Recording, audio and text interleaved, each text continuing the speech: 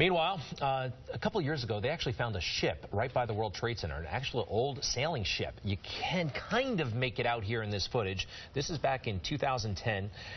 Now, ever since they found this thing, archaeologists have been going over, with the little brush that they do and looking at the artifacts, and they made some discoveries, Carrie, or made some conclusions. The ship had actually been buried there for more than 200 years, and they also figured out how that old shipwreck ended up underneath the former World Trade Center site.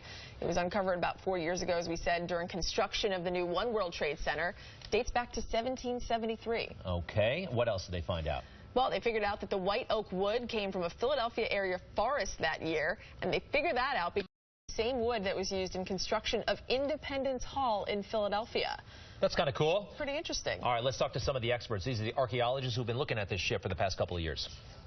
It is somewhat surprising. You look around the city's skyline and you think there couldn't possibly be anything left. And where we found the ship, there were buildings standing around that area. We found thousands of artifacts kind of stuck in between all the timbers of the ship, and we screened everything. We went through all the muck and we picked out all the little things. So we found things related to the ship, like pieces of braided rope, and this is wooden fragments that were probably part of a scrub brush. That's kind of cool. Now, that looks like a shell. Right. Sorry, some of this stuff just looks like a hunk of mud, but they were able to find some pretty cool pieces of gear.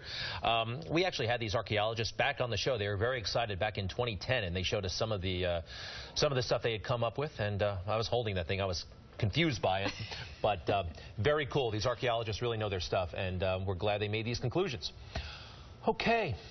That was 4 years ago.